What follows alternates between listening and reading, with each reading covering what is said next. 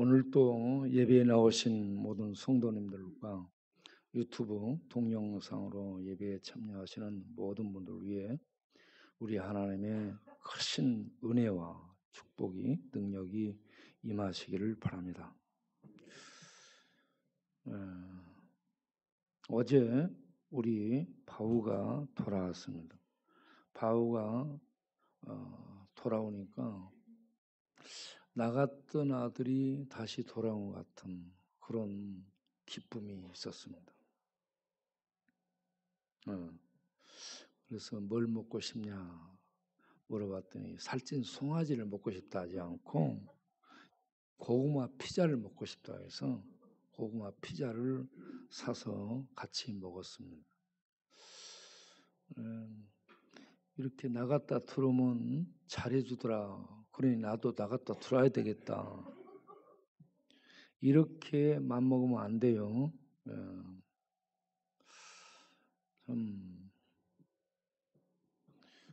그 나가고 나니까 굉장히 좀 그립고 보고 싶었습니다.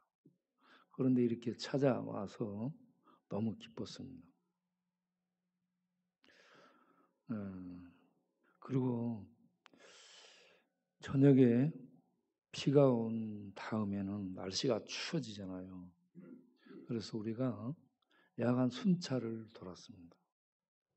야간 순찰을 나가서 보니까 이 다리 밑에만 도는데도요. 다리 밑에만도 한 30-40명 이상 있어요. 굉장히 많이 자고 있더라고요. 그래서 그 밤에 우리가 이 빵, 음료 그리고 핫팩을 가지고 나가서 그들을 이렇게 자고 있는 사람들을 깨웠죠. 가서 깨우기도 하고 이렇게 기도하고 그러고 만지면 목사님 잠이 안 옵니다. 누워 있어도 잠이 안 온다고 그럽니다. 그러면 우리가 포근하게 하나님이 품어주셔서 잠을 잘 잘 수 있게 해달라고 기도를 드리죠. 그러면 참 아멘 그러면서 이렇게 받아들입니다.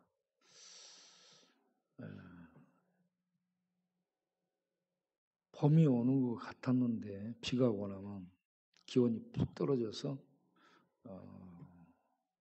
자는 사람들이 감기 걸릴 수 있고 힘들어집니다. 그래서 우리가 늘 돌봄이 있어야 될 줄로 믿습니다. 여러분들이 그런 일에 함께 해주시길 바랍니다. 그리고 오늘은 주제가 착한 사람, 착하게 살아도 천국에 갈 수 없나요?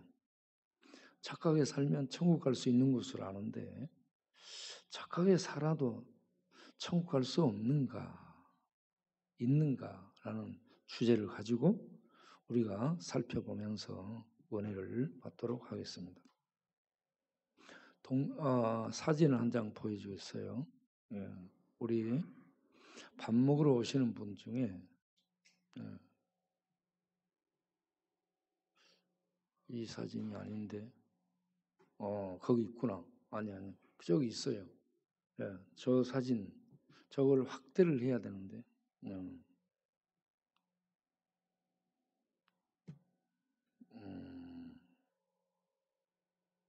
김도윤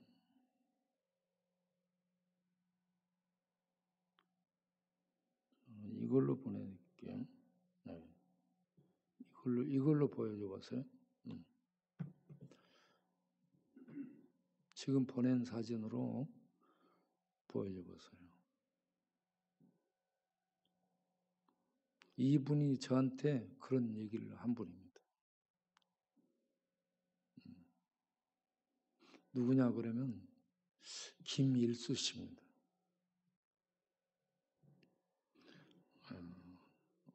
어디 사냐?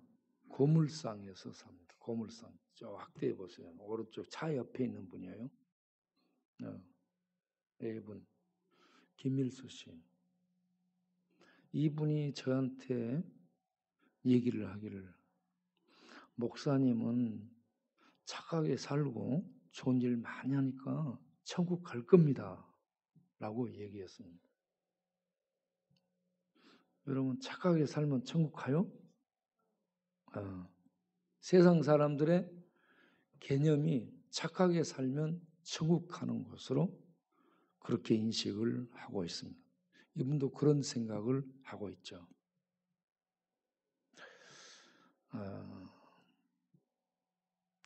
불교 쪽에서는 자비를 베풀고 살면, 천주교 쪽에서는 선행을 베풀고 살면, 유교 쪽에서는 부모를 공경하고 효를 행하고 잘 섬기고 살면 좋은 것으로, 복받고 살다가 좋은 것으로 간다라는 이런 생각을 갖고 있습니다.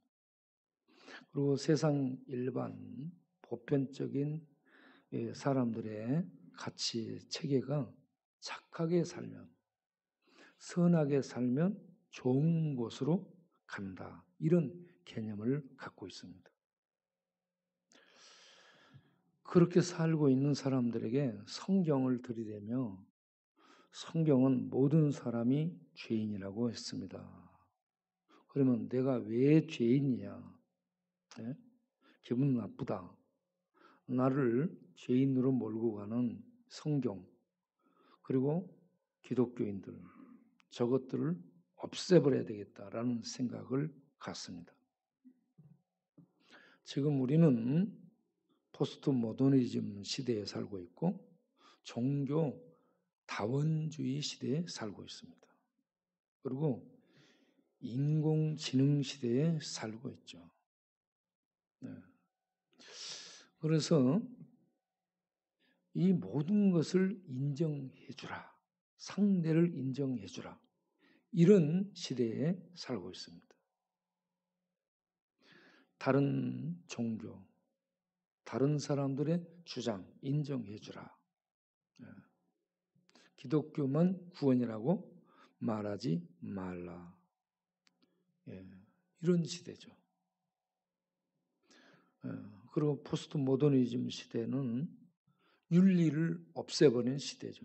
내 마음대로 살고 본능에 충실하고 느낌에 충실하고 자기 감정에 충실한, 그렇게 살면 되지. 기독교의 윤리, 기독교의 성경적 가치관, 기독교의 기준을 가지고 우리를 판단하지 말아라. 이러한 세상입니다.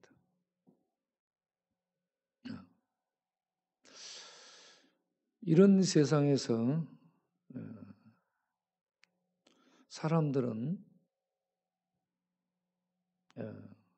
각자 자기의 어떤 가치체계, 또 세상의 기본적인 착하게 살면 좋은 곳으로 간다라는 보편적인 이런 사상, 그리고 어떤 종교적인 가르침을 따라서 그렇게 살고 있습니다. 그런데 이런 개념들을 깨버리는 것이 성경이죠. 그래서 충격입니다. 이걸 받아들일 수 있으면 좋은데 받아들이지 못하면 굉장히 저항을 하고 거절하고 외면을 하게 되죠. 그런 세상을 향해 우리는 이 성경적 가치관, 성경적 기준을 가지고 말하며 다가가는, 여기에 어려움이 있고 부담이 있습니다. 그럼에도 불구하고 우리는 계속 하나님의 말씀을, 하나님의 기준을 가지고 다가갈 수 있어야 될 줄로 믿습니다. 그런데 종교를 갖고 있는 사람들은 보다 착하게 삽니다.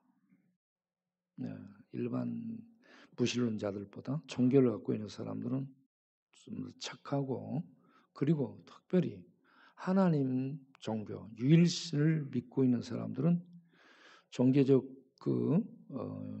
규범이 굉장히 철저합니다. 그래서 다른 일반 종교보다 훨씬 경건성이 뛰어납니다. 오늘 본문에 나온 청년, 부자 청년인 이 친구가 보면은 아주 착하게 산 대표적인 사람이고요. 그리고 다른 사람들이 봐도 선한 사람, 저 사람 정도면 그렇게 인정받는 사람이고, 본인도 자기를 평가할 때 나 정도 되면 구원, 영생을 얻을 수 있지 않겠는가라고 생각하고 있는 이런 사람이라고 볼 수 있습니다. 이 본문에 나온 이 청년은 율법을 어려서부터 배웠고 그걸 지키고 따라서 살아온 아주 경건한 그런 청년이죠.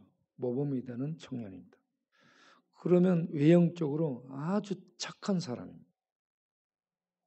종교적 경건, 가르침을 따르는 모범을 보이는 그런 사람이기 때문에 굉장히 착해 보이고 도덕과 윤리를 참 잘 지키고 따르는 모범적인, 저 정도 사람이면 구원은 따놓은 당상이라고 말할 수 있는 이런 사람이라고 볼 수 있습니다.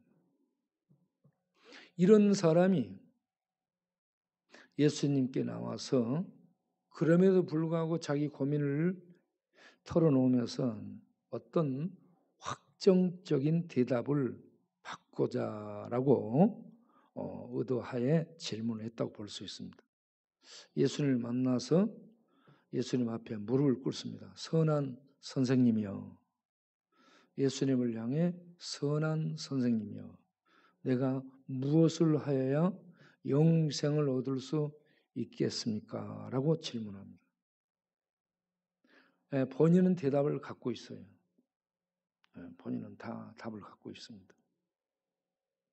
그때 예수님이 첫 번째, 네가 왜 나를 선하다고 하느냐? 하나님 한 분 외에는 선한 분이 없느니라 라는 하나의 주제를 얘기하고, 구원에 대해서는 율법을 지켜라, 계명을 지켜라, 그러면 없는다라는 얘기를 합니다. 그런데 이 친구가 그런 걸 다 지켰다라고 얘기를 하죠. 그래서 예수님이 너 부족하다, 부족하다, 그러면서 다른 것 하나를 더 요구합니다. 그랬더니 이 친구가 근심하고 고민하면서 떠나갔더라. 이러한 내용입니다. 자, 여기에서 첫 번째, 예수님을 향해 선한 선생이라고 했는데 예수님은 선한 분입니다. 선하신 하나님 자신이에요. 그런데 이 청년이 예수님을 향해 선한 선생님이라 하니까 예수님이 어찌하여 네가 나를 선하다느냐, 선한 분은 하나님 한 분 외에 없느니라라고 하나님만 선한 분으로 제시합니다. 여기서 예수님이 선하지 않다라는 얘기가 아니고, 이 청년이 예수님을 어떤 정도로 생각했냐면 유대의 율법을 가르치고 지키는 경건한 랍비, 경건한 선생 정도로 생각했습니다. 그런데 그 앞에 다른 사람들보다 특별히 뛰어난 선을 행하는 그런 선생으로 알았습니다. 그래서 선한 선생님 이렇게 붙였습니다. 그러니까 나를 네가 볼 때 경건한 랍비 정도로 보느냐?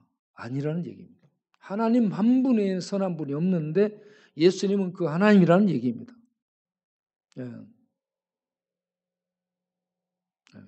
이해를 하시기를 바라고요. 그리고 그런 예수님이 영생을 얻으려면 율법이 무엇이라고 기록되느냐? 그러니까 이 친구가 어쩌고저쩌고 율법을 나열합니다. 이걸 지키라라고 합니다. 그러면 영생 얻는다. 그러니까 이 친구가 어려서부터 저 이거 배우고 지금까지 지켜오고 있습니다. 얼마나 착하게 살았고 얼마나 종교적 열심과 경건 생활을 해온 대표적인 사람이라고 볼 수 있습니다. 외형적으로 봤을 때 이런 사람이 구원받지 못하면 누가 받겠느냐 할 정도로 착한 사람입니다. 그런데 착함은 뭐냐? 선함은 뭐냐? 사람이 봤을 때 악을 행하지 않는 그 정도, 그러면 착하게 산다라고 생각하죠. 이걸 착함이라고 세상은 얘기하는데 하나님의 착함은 뭐냐? 하나님의 말씀을 따라서 하나님의 뜻대로 순종하고 사는 것이 선입니다. 그런데 그렇게 못 살아요. 그렇게 하나님의 말씀 따라 하나님의 계명과 율법 모든 것들을 하나님의 뜻대로 순종하는 사람은 없습니다. 할 수가 없습니다. 인간은. 그렇게 완벽하게 지켜냈을 때 착함이고 선입니다. 이걸 할 수 있는 분은 하나님밖에 없습니다. 하나님의 아들 예수님만이 죄성을 갖고 태어나지 않은 하나님의 아들 예수님만이 율법과 계명을 따라서 완벽하게 순종을 하는 의로운 착한 삶을 살 수 있는 분이라 하는 얘기입니다. 자, 그런데 이 친구는 자기 딴에는 내가 그걸 다 지켰다고 생각합니다.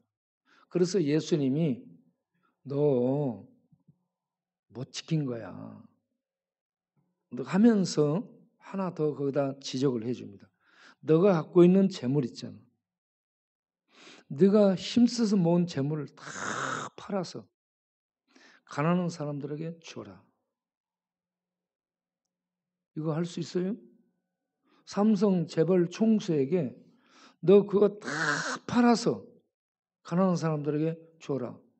그러면 미쳤어요? 이러게 나오죠. 응? 미쳤냐고. 자, 그런데 그렇게 다 주고 그 다음에 뭐라 하냐면 나를 따르라. 나를 따르라는 것은 나를 믿고 내 가르침을 받아들여서 나를 따라오라는 얘기입니다. 그러니까 자기는 지금 율법을 따라 율법의 가르침 받아 그걸 다 지켜 행하고 있는데 이거 부족하다라고 지적하며 이거 다 주라는 말씀하고 그러고 나서 자기 예수님을 따르라니 얼마나 무거워졌어요? 예? 아니 어떻게 하지? 예? 그러면서 이 친구가 여러 가지로 정리가 안 되니까 고민하고 근심하고 야 어떻게 해? 그러면서 그런 표정으로 예수님 앞을 떠났습니다. 그때 예수님의 제자들을 보면서 야 부자가 재물이 많은 사람 천국 가는 것은 정말 어렵다. 그걸 버릴 수 없기 때문에 그렇습니다. 그러면서 비유를 들기를 낙타 얘기를 합니다. 낙타가 바늘기로 들어가는 것보다 부자가 천국 가는 게 어렵다라고 얘기합니다. 여러분 낙타가 바늘기로 들어갈 수 있어요? 못 들어가죠. 낙타는 절대 바늘기로 못 들어간다는 얘기예요. 이거는 뭔 말이에요? 낙타가 바늘기로 절대 들어갈 수 없는 것처럼 인간의 행동, 인간의 선행, 인간의 착함, 어떤 율법을 나름대로 지키고 계명을 순종해서 얻어내는 착함 의로움으로 죽었다 깨나도 천국 못 들어간다는 얘기입니다. 그래서 천국 들어가는 것이 이렇게 어렵다면 그러면 어떻게 해야 되나 하고 제자들이 망연자실해 가지고 어떻게 해야 되는 거예요? 어떻게 해야 됩니까? 그러니까 예수님이 사람으로는 불가능하다. 인간의 노력, 인간의 선행, 인간의 착함으로는 불가능하다. 그러나 하나님은 하실 수 있다. 그 말은 하나님이 하신다는 말은 하나님인 예수님이 지금 그 구원을 이루기 위해서 오셨다라는 말씀입니다. 그런데 이 예수님, 하나님이 하시는 일, 예수님을 통해서 하나님이 하시는 구원을 받아들이면 되는데 이걸 못 받아들입니다. 인간들은. 인간의 보편적 개념 착하게 살면 되지. 각 종교에서 가르치는 내용들 따라서 자비 베풀고 선행해가고 그 부모 잘 공경하고 살면 되지. 꼭 기독교에서 가르치는 그 말씀 듣고 예수 믿어야 되나? 야, 그렇게 독선, 예수 외에 없다라는 이 좁은 견해를 가지고 이 좁은 잣대를 가지고 세상에서 가르치려 하지 말고 기독교 너희들 저리 나가라. 너희들 없는 세상이 좋겠다. 그래서 세상은 기독교를 몰아내고 성경의 구원관, 예수의 구원의 유일성, 하나님만이 절대적인 유일신이라는 이런 개념들을 똘똘 묶어서 세상 밖으로 추방해버리고 인간이 신이 되고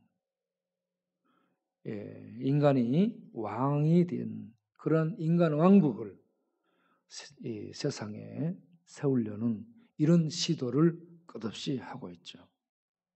자, 이런 세상에서 우리는 예수님만이 구원의 유일성, 예수님만이 구원을 가져온 유일한 분이라는 것을 증거할 수 있는 세상과의 투쟁, 이 전하는 자체가 세상과의 싸움, 이런 싸움을 할 수 있도록 우리는 지혜롭게 싸우면서 나갈 수 있는 성도가 되어야 될 줄로 믿습니다.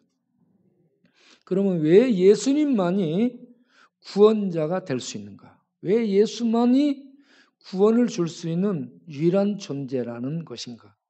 그 부분을 말씀드리면 요한복음 3장 13절부터 보겠습니다. 요한복음 3장 13절부터 보면 하늘에서 내려온 인자라고 얘기합니다.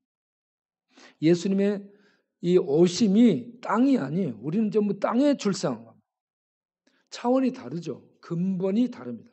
예수님은 하늘 위에 계신, 초월에 계시는 신이라는 얘기입니다. 초월자예요. 하늘에서 내려온 소속이 하늘입니다. 영원이고 참 진리의 세계에 계신 참이죠. 진리이시고 생명이십니다. 이 하늘에 계신 하나님이 세상에 오셨습니다. 사람이 되어 오셨습니다. 죄 없이.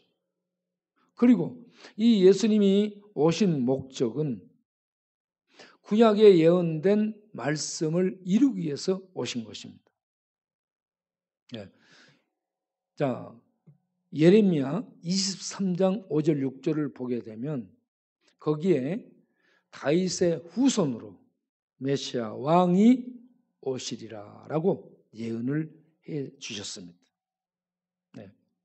때가 되면 때가 이르니 때가 되면 하나님이 다윗에게서 후손을 가지를 싹을 일으키리라. 그가 지혜롭게 인간들은 전부 어리석게 행하는데 그만이 하나님을 따르는 참 지혜로 살게 되고 그러면서 공의와 정의를 행합니다. 공의와 정의를 행한다는 것은 하나님의 율법, 하나님의 계명을 완벽하게 지킨다는 얘기입니다.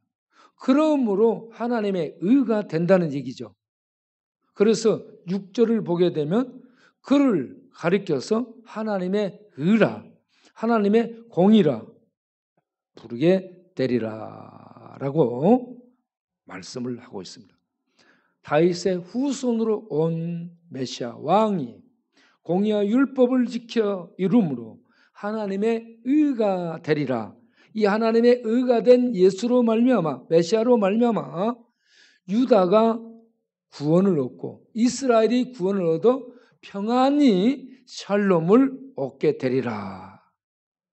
이 구원을 위해 하늘에서 예수님이 오신 것입니다. 그리고 이 예수님은 이렇게 다윗의 후손으로 오시라고 예언을 해놨지만 창세기 22장 7절 8절을 보게 되면 아브라함의 후손으로 온다고, 아브라함의 씨로 온다고 예언을 해놓고 있습니다. 그 아브라함의 씨, 후손으로 오신 메시아가 대적 사탄의 성문을 장악하리라, 사탄을 지배하리라, 사탄을 격파해서 그 모든 세력을 장악하리라라는 말씀과 함께 천하 만민이 아브라함의 씨 후손으로 복을 얻으리라, 구원의 복을 얻을 것을 예언을 해놨습니다. 이렇게 아브라함의 후손 씨, 다윗의 가지 후손으로 오시는 분, 그분은 소속이 하늘입니다. 하늘에서 내려오신 분입니다. 그래서 마태는 마태복음 1장에서 예수 그리스도에 대한 소개를 하는데 뭐라고 얘기합니까? 아브라함과 다윗의 후손, 다윗의 자손, 예수 그리스도, 그분의 역사 세계가 이렇다. 구약을 딱 요약을 해요.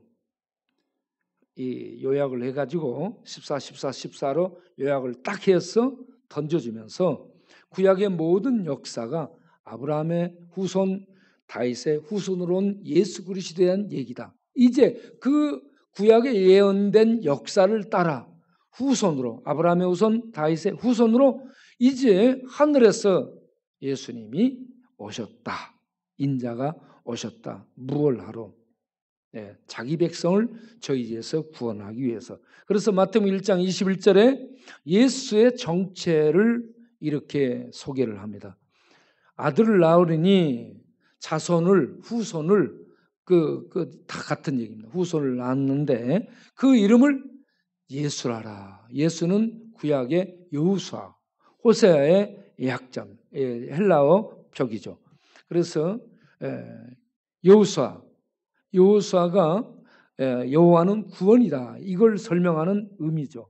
예수는 이와 같이 자기 백성을 저희에서 구원할 구원자로 오신 바로 그 예언된 분이다라는 것을 밝혀주고 있습니다.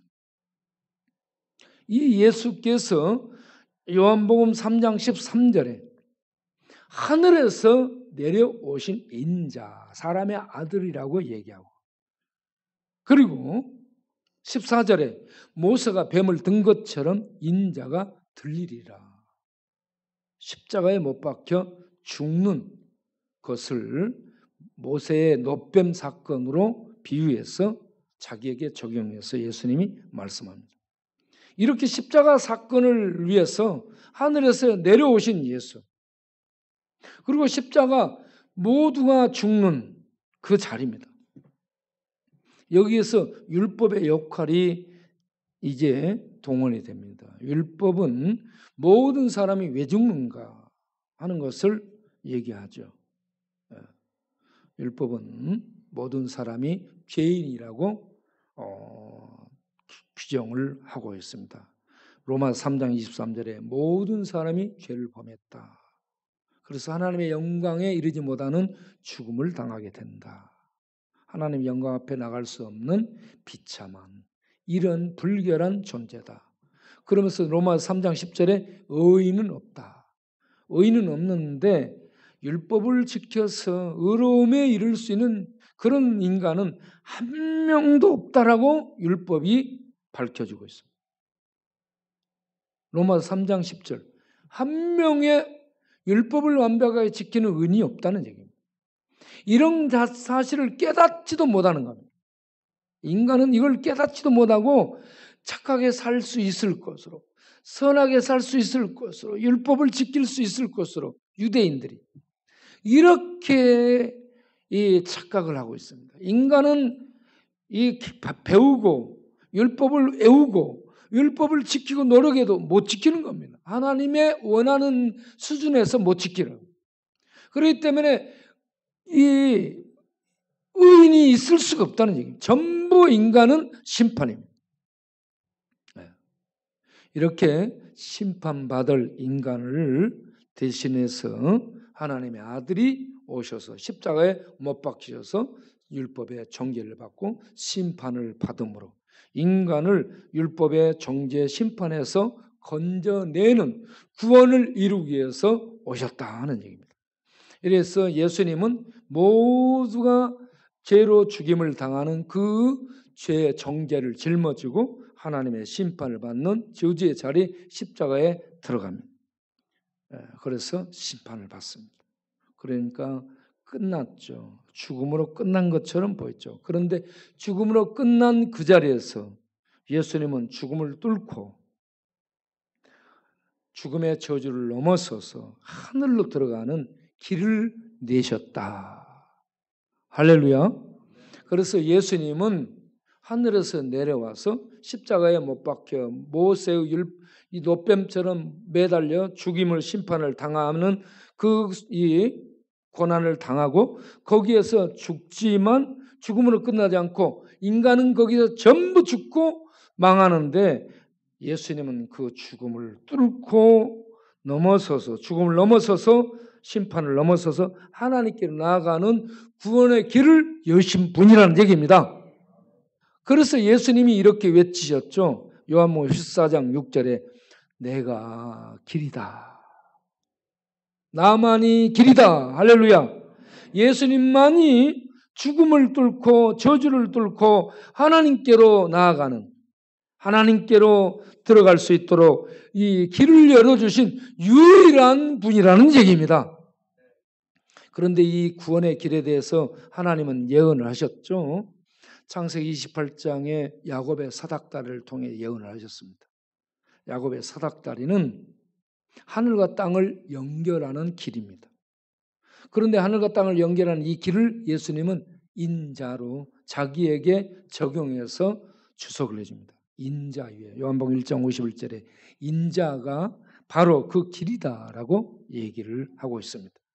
그럴 뿐만 아니라 이스라엘은 광야 생활할 때에 하나님이 광야는 길이 없고 뱀과 독사, 정갈, 사자 같은 들짐승들이 있어서 죽습니다. 나가면. 광야는 죽음을 말하고 있는 곳이죠. 그 죽음의 세계에서 이스라엘이 살 수 있는 길은 불기둥, 구름기둥으로 나타난 하나님을 따라가는 길입니다. 거기에 살 수 있는 구원이 있고 생명이 있는 겁니다. 그 하나님을 따라가면 만나를 주고 반석에서 물을 주고 울분 있는 들짐승 가운데서 장막을 지어서 보호해 주시는 생명을 얻게 되는 구원의 길이 되는 겁니다. 이 구원의 길이 바로 예수라는 얘기입니다. 이스라엘을 구름기둥으로 인도하셨던 생명의 길이 되신 예수님은 죽음이 지배한 이 인간 세계의 광야에서 모두가 죽는 이 광야에서 죽음을 넘어서서 영원한 생명을 인도하는 길이 되는 이 작업을 하기 위해서 십자가에 매달립니다. 십자가에 죽는 것 같지만 십자가 광야에서 저주 속에 죽는 것 같지만 거기에서 모든 인간은 죽임을 당하는데 하나님은 구원의 길을 내시는 이런 작업을 하셨다는 얘기입니다. 그렇기 때문에 예수님, 하나님이 보내신 메시아 예수 그분만이 인간이 하나님께로 나아갈 수 있는 생명을 얻을 수 있는 죄와 심판의 죽음을 넘어설 수 있는 유일한 구원이 되신 줄 믿으시기 바랍니다. 유일한 생명의 길인 줄 믿으시기 바랍니다. 그래서 예수님이 외쳤죠. 내가 곧 길이다. 내가 곧 생명이다. 내가 곧 영원한 진리다. 나 외에 구원자가 없다. 이렇게 말하신 분이 석가도 공자도 마호메트도 아니고 하나님으로 오신 예수님 외에는 이렇게 말한 분이 없습니다. 이 진리를 제자들이 알게 됐죠. 이 진리를 알게 된 사도 베드로가 유대인들 율법을 지키기 위해서 참 어려서부터 가르치고 애쓰고 참 경건하게 살기 위해서 애쓰는 유대인들을 향해 너희가 그것 갖고 안 된다. 그것 가지고 안 된다. 그러면서 사도행전 4장 12절에 다른 이로서는 다른 방법으로는 구원을 얻을 수 없나니 하나님이 보내신 구원은 예수뿐이다. 할렐루야. 이 진리를 알고 난 베드로가 유대인들을 율법 지키기 위해서 애쓰는 유대인들 향해 외칩니다. 유대인들처럼 경건한 사람 없어요, 여러분. 유대인들처럼 착하고 경건하게 사는 사람들이 없어요. 이 땅의 어떤 종교인들보다 가장 월등한 우월한 경건의 모습을 갖고 있는 자들이 유대인입니다. 그러한 그들을 향해 그것 갖고 안 된다. 하나님이 너희들이 유대인들이 버려버린 돌처럼 버려버린 예수, 그분만이 유일한 구원이야. 예수를 믿어야 너희들이 영원한 반석 위에 서는 것이야. 그러면서 외치게 됩니다. 이 외침을 착하게 살면 되지.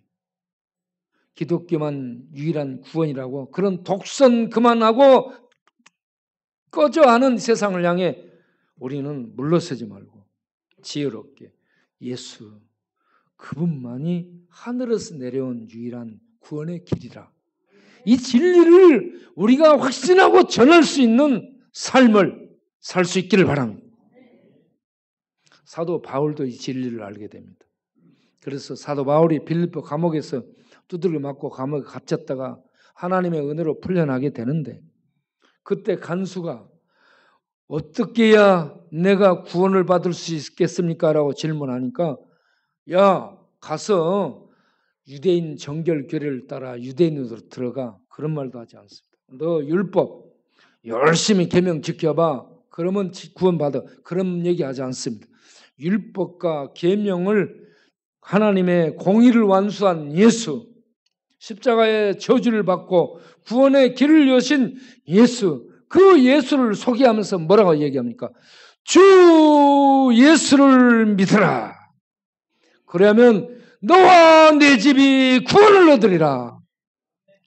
철학자를 쫓아가라. 과학을 따르라. 계명을 지켜라. 이런 얘기하지 않습니다. 모든 것에 선이 된 최고선. 모든 것의